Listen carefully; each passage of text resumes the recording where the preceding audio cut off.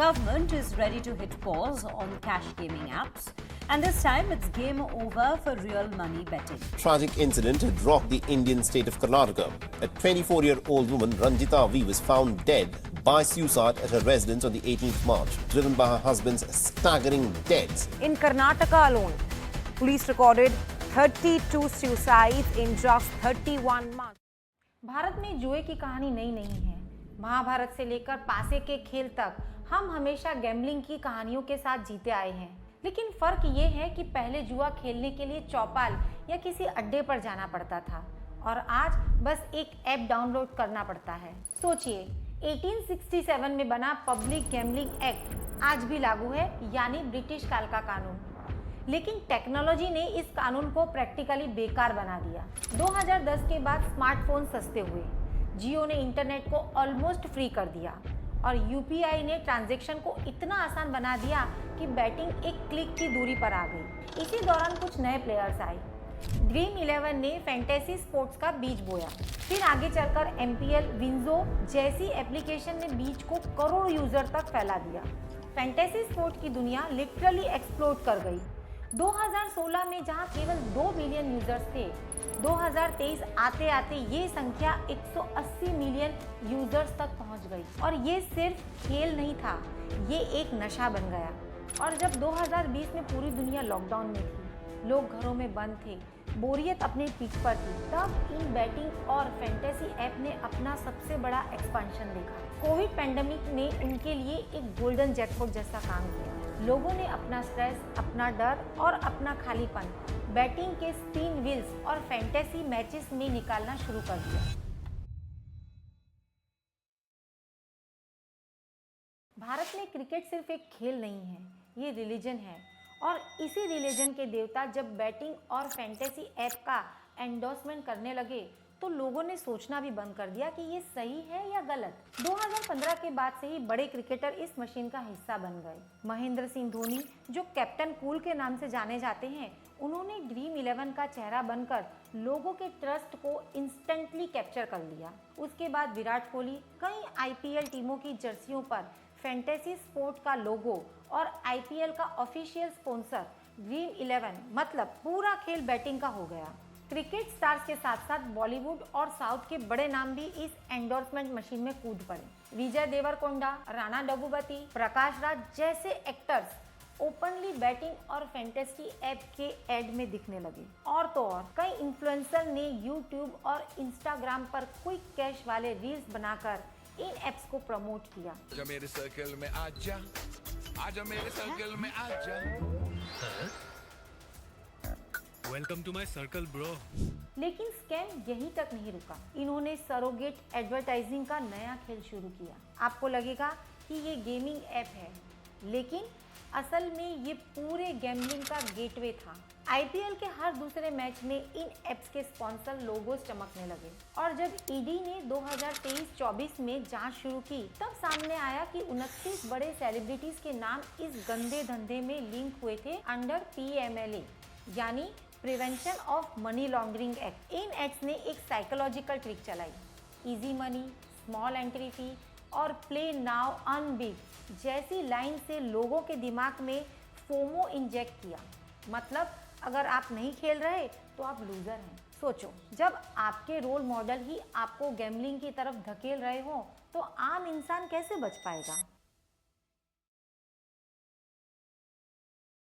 हर addiction की सबसे बड़ी कीमत पैसे नहीं, जिंदगी से चुकाई जाती है। और बैटिंग एप्स ने तो पूरे भारत में एक साइलेंट सुसाइड एपिडेमिक खड़ा कर दिया है। 3 members of a Mysuru family died within 24 hours due to death because of online gambling. Tamil Nadu की बात करें तो पिछले 4 सालों में 48 यूथ ने अपनी जान दे दी है, सिर्फ इसलिए क्योंकि वो इन एप्स के कर्ज से बाहर नहीं निकल पाए। अप्रैल 2025 में तो हालत और खतरनाक हो गई जब तेलंगाना ने सिर्फ 1 महीने में 7 सुसाइड्स दर्ज किए। वहीं कर्नाटका में पुलिस रिकॉर्ड बताता है कि पिछले 31 महीनों में कम से कम 32 लोग गैम्बलिंग एप्स की वजह से खुदकुशी कर चुके हैं। Police recorded 32 suicides in just 31 months, all linked to online gambling losses. और ये सिर्फ नंबर्स नहीं हैं, ये टूटे हुए घर, उजड़े हुए परिवार हैं। एक एमटेक स्टूडेंट ने अपनी जिंदगी खत्म कर ली क्योंकि उसने 2.65 लाख इन एप्स में गंवा दिए। कर्नाटका के एक सॉफ्टवेयर इंजीनियर ने 1 करोड़ का नुकसान उठाया और उसकी बीवी ने डिप्रेशन में आकर सुसाइड कर लिया। एक और केस में शादी के लिए जो पैसा जोड़ा गया था वो सब इन एप्स में डूब गया। एक फैमिली जो कैंसर ट्रीटमेंट के लिए फंड जमा कर रही थी, उनका पूरा पैसा गैम्बलिंग ऐप ने निगल लिया और पेशेंट की जान चली गई। ये सिर्फ आर्थिक नुकसान नहीं था, ये इमोशनल चोट थी। ये एप्स लोगों को लोनलीनेस, डिप्रेशन और वायलेंस की तरफ धकेल रहे हैं। हर हार के बाद इंसान खुद को और दोष देता है, घर पर गुस्सा निकालता है और धीरे धीरे पूरे परिवार बर्बाद हो जाते हैं। सोचो, एक डिजिटल गेम ने पूरे घर का सुकून और इंसान की जिंदगी छीन ली।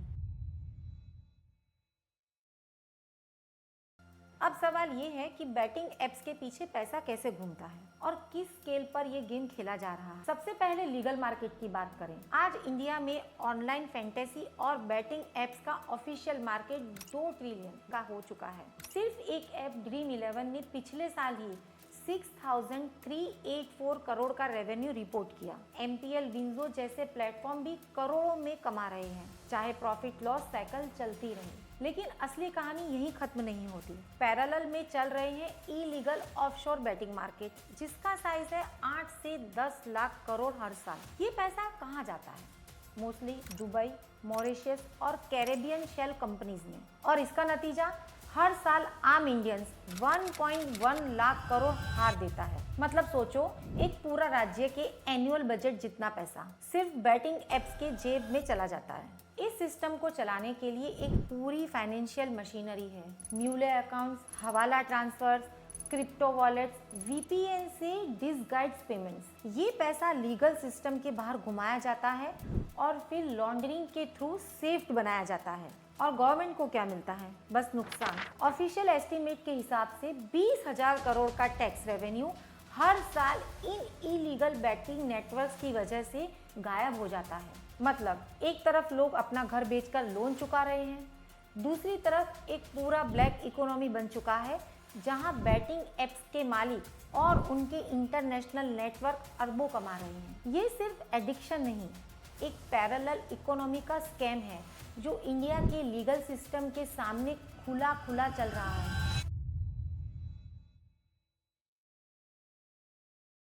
फाइनली, सालों के प्रोटेस्ट और कोर्ट केसेस के बाद 2025 में पार्लियामेंट ने एक हिस्टोरिक कदम उठाया, ऑनलाइन गेमिंग बिल 2025। ये बिल क्लियरली बोलता है इंडिया में बैटिंग और गैम्बलिंग एप्स पर कंप्लीट बैन। सिर्फ एप्स बैन नहीं हुए, बल्कि सिस्टम को क्रैक करने के लिए कड़े पेनल्टीज भी रखे गए।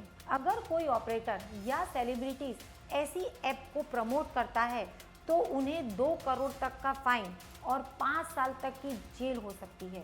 मतलब अब धोनी या कोहली जैसे स्टार्स भी ओपनली इन कंपनीज को एंडोर्स नहीं कर पाएंगे।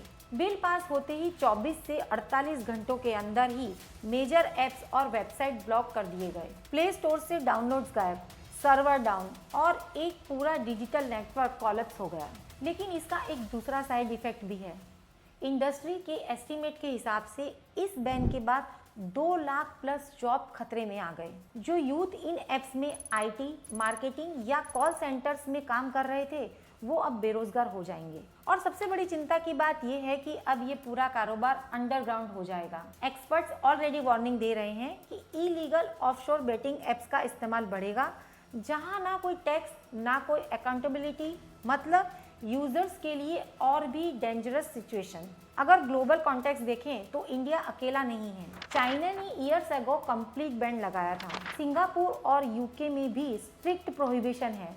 लेकिन UK ने एक और रास्ता चुना, रेगुलेशन। वहाँ गैम्बलिंग एप्स पर एग्जिस्ट करते हैं, लेकिन हर ट्रांजैक्शन पर नज़र रखी जाती है और एडिक्शन कंट्रोल के लिए सेफगार्ड्स होते हैं। इंडिया ने फिलहाल सिंगापुर और UAE वाला रास्ता चुना है। लेकिन सवाल ये है, क्या ये सच में प्रॉब्लम सॉल्व करेगा या बस ब्लैक मार्केट को और मजबूत बनाएगा?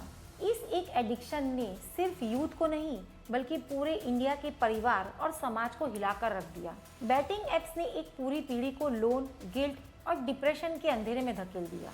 सोचिए, सिर्फ पिछले कुछ सालों में 100+ डॉक्यूमेंटेड सुसाइड हो चुके हैं। हर साल इंडियंस का नुकसान 1.1 लाख करोड़ तक पहुंचता है और अब एक ही झटके में 2 ट्रिलियन की पूरी इंडस्ट्री क्रैश हो गई। ये ट्रेजेडी हमें एक सिंपल बात याद दिलाती है, टेक्नोलॉजी एक टूल है लेकिन ग्रीड उसे एक डिजिटल ट्रैप में बदल देती है। आपके हाथ में स्मार्टफोन एक नॉलेज मशीन भी बन सकता है या फिर एक डिस्ट्रक्शन का हथियार। अगर आप या आपके आसपास किसी ने ऐसा स्कैम फेस किया है तो अपनी कहानी कमेंट्स में जरूर लिखिए।